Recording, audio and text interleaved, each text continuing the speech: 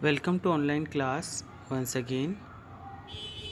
As you know that we have taken the book Microeconomics. This is the first book of your course of economics books.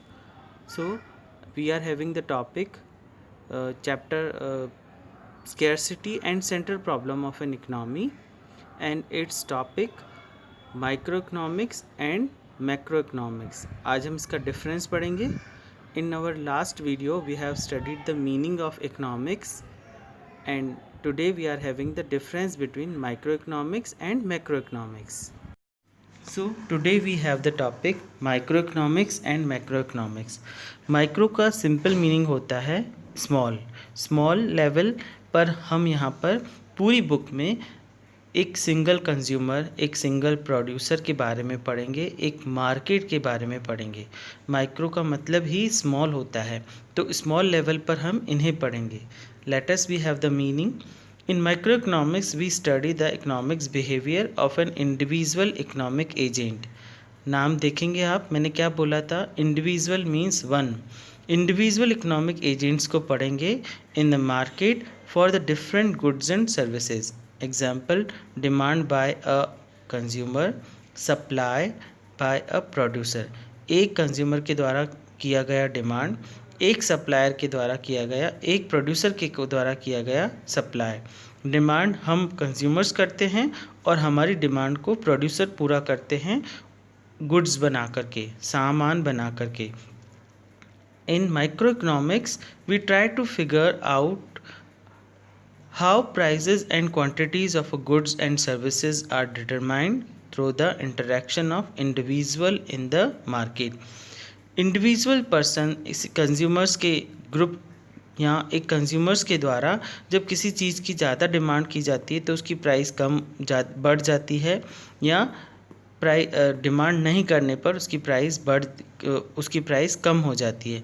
तो कहने का मतलब यहाँ पर है कि माइक्रो इकोनॉमिक्स में हम ऐसे फिगर्स और ऐसे प्राइस और ऐसी क्वांटिटीज़ को पढ़ेंगे गुड्स और सर्विसेज की, जो कि डिटरमाइन करेंगे through the interaction of individual in the market.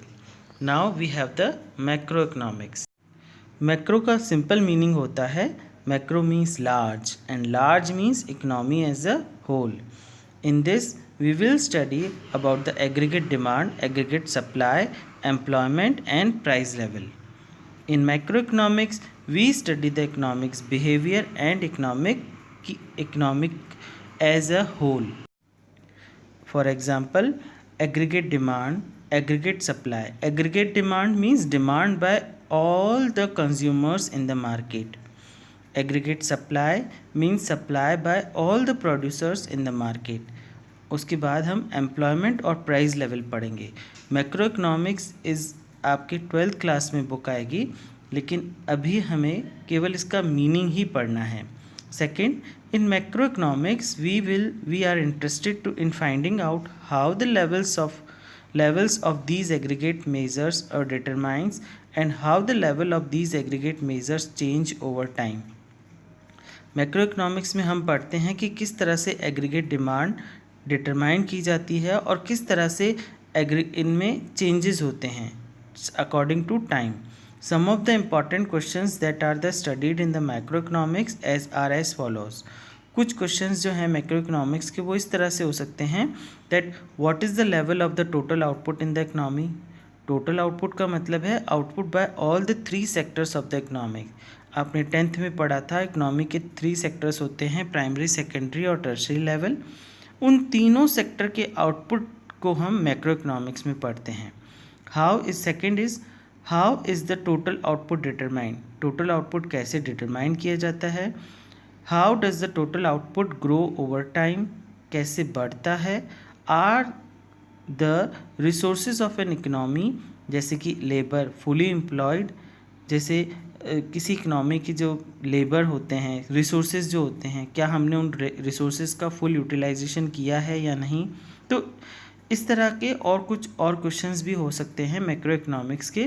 तो सिंपली आप ये ध्यान रखेंगे, micro means small means a single producer, a single consumer, a single market. And macro economics macro means large and large means economy as a whole. Simply अगर ये दो words आप याद रखेंगे तो आप इजीली इनको डिफ्रेंशिएट कर पाएंगे। Let us see the differentiate. Next we have the difference between micro economics and macro economics. Tip top की जो पॉइंट्स हैं उन्हें पढ़ेंगे first. In micro the alphabet T stands for individual and in term micro has been derived from the Greek word mikos which means small. In macro alphabet A stands for aggregate. आप ध्यान रखेंगे macro word में जो a word आया है उसका मतलब aggregate होता है। The term macro has been derived from the Greek word macros which means large, जो जैसा कि मैंने आपको स्टार्टिंग में ही बताया था, micro means small and macro means large. Let us see the difference. The difference is microeconomics studies the behavior of individual economic units. यानी micro economics में हम एक सिंगल एक वन इकोनॉमिक यूनिट के बारे में पढ़ते हैं, उस वन इकोनॉमिक यूनिट की डिमांड और उस वन इकोनॉमिक यूनिट की सप्लाई। एग्जांपल्स देख रहे हैं हम। Demand by a consumer, price determination of a commodity, एक कंज्यूमर के द्वारा किया गया demand. Price determination of a commodity, commodity का मतलब होता है वस्तु, कोई गुड, किसी भी कमोडिटी की प्राइस कैसे तय की जाती है। Determination of cost of a product, किसी भी प्रोडक्ट का डिटर्मिनेशन कोस्ट को कैसे डिटरमाइन किया जाता है। कंज्यूमर इक्विलिब्रियम क्या होता है, प्रोड्यूसर इक्विलिब्रियम क्या होता है, प्रोडक्शन ऑफ वीट, राइस और sugar, salary of a computer engineer, study of a common textile industry और कार इंडस्ट्री। तो ये कुछ एग्जांपल्स हैं माइक्रो इकोनॉमिक्स के जो कि हम माइक्रो इकोनॉमिक्स में पढ़ेंगे। डिफरेंस के नेक्स्ट पॉइंट हैं, it mains tool are demand and supply. Micro economics के मेन टूल डिमांड और सप्लाई हैं। It is also called price theory, micro economics को हम प्राइस थ्योरी भी कहते हैं। Next, it aims to determine price of the commodity और price of the factors of production. इसमें हम किसी कमोडिटी की प्राइस, मैंने बताया था पहले ही कि किसी कमोडिटी की प्राइस को तय किया जाता है और फैक्टर्स ऑफ प्रोडक्शन की प्राइस को तय किया जाता है। Factors of production are very important. Factors of productions are land, labour, capital and entrepreneurship. On the other hand, we have the macroeconomics. Let us see the macroeconomics. Macroeconomics studied the behavior of economy as a whole. As a whole पूरी economy को पढ़ने के लिए हम macroeconomic word use करते हैं। इसमें हम एग्रीगेट डिमांड और एग्रीगेट सप्लाई को यूज़ करते हैं। Let us see the examples of macroeconomics. Income and employment of in the economy, किसी भी इकनॉमी में इनकम क्या है और उसका एम्प्लॉयमेंट लेवल क्या है। Total investment in the economy में क्या इन्वेस्ट किया गया है। Total output of the economy, aggregate supply, invest करने के बाद एक इकनॉमी का तीनों सेक्टर का क्या सप्लाई है, that is aggregate supply. Total demand of for final goods and services in the economy, final goods and services की क्या डिमांड है, इट मीन्स एग्रीगेट डिमांड, यानी demand by all the consumers in the economy. Next, rate of inflation in general price level, सामान्य वस्तुओं की जो कीमत में जो उतार चढ़ाव होता है उस रेट को बोलते हैं, उस उतार चढ़ाव को बोलते हैं रेट ऑफ इन्फ्लेशन। उसे हम मैक्रो इकोनॉमिक्स में पढ़ते हैं। Money supply in the economy, balance of payment, foreign exchange rate, these all are the chapter name also in the macro economics. ये सब किसी चैप्टर के नाम भी हैं मैक्रो इकोनॉमिक्स के, जैसे उसमें मैक्रो में पढ़ा था हमने अलग अलग, उसी तरह से मैक्रो के भी चैप्टर्स के नेम हो सकते हैं ये, और यही उसके एग्जाम्पल्स भी हैं। Its main tools are aggregate demand and aggregate supply. जैसे उसमें डिमांड और सप्लाई, माइक्रो इकोनॉमिक्स में डिमांड और सप्लाई मेन टूल थे, यहाँ पर एग्रीगेट डिमांड और एग्रीगेट सप्लाई मेन टूल है। It is also called income and employment theory, इसे हम इनकम और एम्प्लॉयमेंट थ्योरी भी कहते हैं, जबकि माइक्रो को हम प्राइस थ्योरी कहते हैं।